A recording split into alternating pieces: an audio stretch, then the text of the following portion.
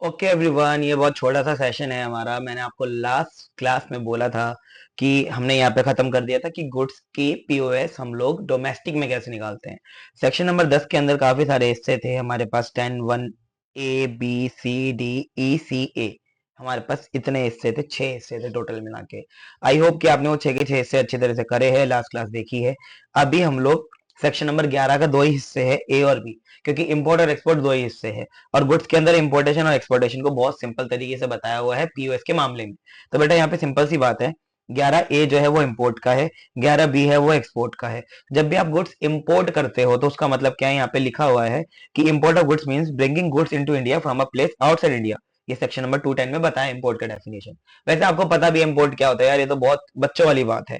अच्छा, इसमें पीओएस क्या होगा, सारे के सारे इंपोर्ट इंटर स्टेट सप्लाई माने जाते हैं। तो मतलब कोई भी इंपोर्ट इंटर स्टेट सप्लाई माना ही नहीं जाता। चाहे इंपोर्ट हो चाहे एक्सपोर्ट हो, इंटर स्टेट सप्लाई ही है वो, क्योंकि आपको पता है सप्लायर और रेसिपिएंट की लोकेशन यहाँ पे सेम नहीं होगी, ऑब्वियसली बात है जब भी इंपोर्टेशन है। ठीक है, इसके ऊपर हमेशा आईजीएसटी लगाया जाएगा क्योंकि ये हमारा इंटर स्टेट सप्लाई है। ओके, इसके बाद प्लेस ऑफ सप्लाई हमारा location of importer in India होगा हमेशा।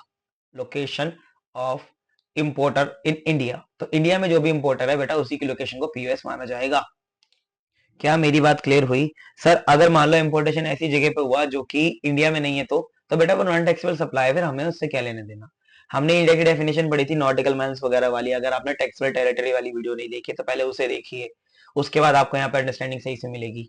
ठीक है, और ये आईजीएसटी के सेक्शन है, सेक्शन नंबर 10 और 11। जो हमने कॉन्वर्जेशन लेवी पढ़ा था वो बेटा सेक्शन नंबर 10 था सीजीएसटी एक्ट का, इसका नहीं था।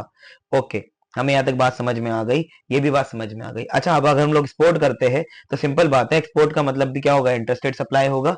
और ये भी बात आपको याद रखना है, जीरो डेट सप्लाई होती है एक्सपोर्ट हमेशा, तो ये वेरी इंपॉर्टेंट है आपके लिए। एक्सपोर्ट इंटरस्टेट सप्लाई तो है ही है, लेकिन उसको जीरो डेट की कैटेगरी में डाला गया है, मतलब इसके ऊपर कोई जीएसटी नहीं लगता, नो जीएसटी। बट आपको फिर भी देखना तो पड़ेगा ही, पीओएस क्या है, जीएसटी लगेगा नहीं लगेगा दूसरी बात है। सप्लाई देखना ही पड़ेगा, पीओएस देखना ही पड़ेगा, टीओएस देखना ही पड़ेगा, वीओएस देखना ही पड़ेगा। उसके बाद जाके जब जीएसटी पेमेंट करोगे तो वो जीरो पेमेंट हो जाएगी, कोई बात नहीं, लेकिन प्रोसीजर तो पूरा फॉलो करोगे ना। हाँ सर, तो इसमें प्लेस ऑफ सप्लाई क्या होगी बेटा, डेस्टिनेशन आउटसाइड इंडिया। तो बेटा डेस्टिनेशन आउटसाइड इंडिया पीओएस है तो टैक्स कैसे लग सकता है वैसे भी। ठीक है, तो इसलिए यहाँ पे टैक्स नहीं लगेगा। ठीक है, जीएसटी नहीं लगेगा। तो बेटा हमने ये खत्म किया सेक्शन नंबर 11। अभी हम लोग बाद में करेंगे सेक्शन नंबर 12। सेक्शन नंबर 12 हमारा सप्लाई ऑफ सर्विसेज का है। Again 12 domestic services, 13 international services, chapter खत्म। बस यही चीजें हमें करनी है इस चैप्टर में, और कुछ करना नहीं है ज्यादा। ठीक है, तो मैं आपसे ये चाहता हूँ कि 2-3 मिनट की जो मैंने ये वीडियो बनाई है आपके लिए सेक्शन नंबर स्पेसिफिकली 11 के लिए, उसको आप ध्यान से देखना, और ये कवर करने के बाद 12 देखना। ठीक है जी, चलिए एक रिक्वेस्ट मैंने लास्ट वीडियो में भी आपसे करी थी, इसमें भी कर देता हूँ, क्योंकि अभी 3 ही मिनट हुए हैं, मैं एटलीस्ट मैं 5 मिनट की वीडियो तो आपके लिए बना ही दूँ। ठीक है, मैं रिक्वेस्ट ही कर देता हूँ आपसे कि ये जो बेटा क्लास नोट्स हैं ये आपको लिखने हैं। मैंने आपको लास्ट क्लास में लिखवाए थे सारे क्लास नोट्स सेक्शन नंबर 10 के लिए। 11 के लिए कोई क्लास नोट नहीं है क्योंकि जरूरी भी नहीं है। ये आपको लिखना है, ये आपको नहीं मिलेगा कहीं और भी, तो आपको साथ साथ नोट ही करना है, इसकी कोई पीडीएफ में नहीं दूंगा। इसका रीजन यही है कि बच्चे जब तक लिखेंगे नहीं, जब तक समझेंगे नहीं। और माई टारगेट है कि मैं ज्यादा से ज्यादा बच्चों को पास करा पाऊं इंटर में चाहे फाइनल में, सो डेट वो आगे जाके भी मेरे को याद रखें। ठीक है जी, और एक बात और याद रखनी है आपको कि ये जो हम लोग फ्री क्लासेस करा रहे हैं इसके लिए आपको इन रिटर्न अगर आप कुछ करना चाहते हैं तो आप 3 काम कर सकते हैं, 1 2 3। सबसे पहला काम अपने लिए कीजिए, हमारे लिए नहीं, नोट्स बाय कर लीजिए। नोट्स बाय करेंगे तो आपके लिए अपना बहुत फायदा होगा। सेकंड चीज, आप चैनल को सब्सक्राइब कर सकते हैं। और थर्ड चीज, आप इस वीडियो को शेयर कर सकते हैं एंड कमेंट कर सकते हैं यहाँ पे, उससे हमें मोटिवेशन मिलता है।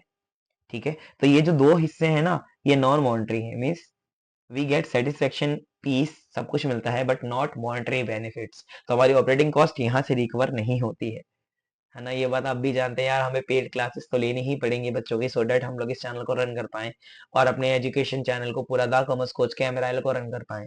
बिना पैसे लिए बिना फीस लिए हम लोग ऑपरेट नहीं कर सकते, ये बात आप भी जानते हैं। ठीक है, तो हम लोग खुश तो होते हैं इन चीजों से, but yes we also provide paid classes. अगर आप में से किसी बच्चे को पेड क्लास लेनी है तो you can always contact on this number for paid classes.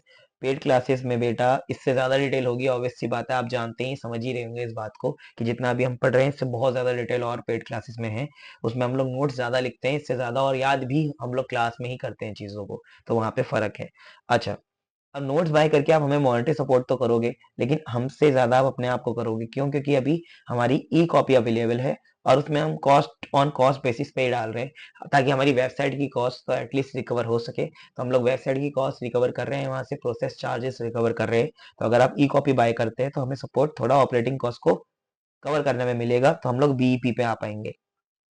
अभी हम लोग फ्री क्लासेस में तो देखो बीओपी पे नहीं आ पाएंगे, बीईपी पे। वैसे मैं बता दूं आपको, ओवरऑल जो हमारी कॉस्ट इसमें लग रही है वो नोट से तो रिकवर नहीं हो पाएगी, बट फिर भी हम लोग ई कॉपी अभी दे रहे हैं आपको। इसके बाद हम लोग फिजिकल कॉपी भी लेके आने वाले हैं। फिजिकल कॉपी से शायद थोड़ा रिकवरी हो पाएगा, और फिजिकल कॉपी आपके लिए भी बढ़िया रहेगा। तो ई कॉपी अगर आपको बाय करनी है तो कर सकते हो ना, फिजिकल कॉपी के लिए भी वेट कर सकते हैं नेक्स्ट वीक तक, वो भी मैं हम लोग पब्लिश कर देंगे। चलिए जी, अब हम लोग अगली क्लास में सेक्शन नंबर 12 देखेंगे। आई होप आपको वीडियो अच्छा लगा हो तो लाइक जरूर कर देना। ठीक है जी, चलिए अगली क्लास में मिलेंगे। Bye bye.